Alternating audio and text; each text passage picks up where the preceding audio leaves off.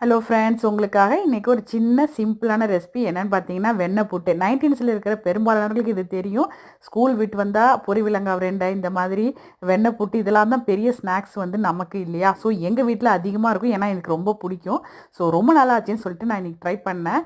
இந்த கப்பால் 1 கப் அரிசி மாவு எடுத்து வச்சுருக்கேன். அதே கப்பால் 2 கப் தண்ணி ஊற்றி கொஞ்சமாக உப்பு போட்டு கொதிக்க விட்டுருக்கேன். தண்ணி கொதித்த பிறகு அரிசி மாவை நல்லா தண்ணியில் கரைச்சிக்கிட்டு இந்த மாதிரி போட்டு அதில் கிண்டினோம்னு வச்சுக்கோங்களேன், அப்படியே பேஸ்ட் பதத்துக்கு வரும். நல்லாவே கிண்டிகிட்டே இருக்கணும், ஏன்னா வெந்து வரணும் இல்லையா. ஸோ வெந்து வர வரையும் நல்லா கிண்டிகிட்டு இருங்க. சூப்பராக அதை பாருங்கள், வெந்து வந்துடுச்சு. சில பேர் இது கடலைப்பருப்பு சேர்ப்பாங்க, நான் எதுவும் சேர்க்கல, நான் சிம்பிளாக தான் செய்கிறேன். அதுக்கப்புறம் 1 கப் தேங்காய் துருவியும் சேர்த்துக்கலாம், சின்ன சின்னதாக கட் பண்ணியும் போட்டுக்கலாம். நான் துருவி தான் சேர்க்குறேன். நாட்டு சக்கரை இருந்தால் யூஸ் பண்ணுங்கள், என்கிட்ட நாட்டு சக்கரை இல்லை, அதனால் ப்ரௌன் சுகர் யூஸ் பண்ணுறேன். ரெண்டுமே இல்லைனா அதுக்கப்புறம் ஒயிட் சுகர் சேருங்க. அதுக்கப்புறம் வாசனைக்காக 1 ஸ்பூன் நெய் சேர்த்து அப்படியே எடுத்து வச்சு சாப்பிட்டா நாளைக்கு அல்வா மாதிரி இருக்கும். பட் நான் உடனே தான் சாப்பிட போகிறேன். நீங்களும் ட்ரை பண்ணி பாருங்கள். பாய்.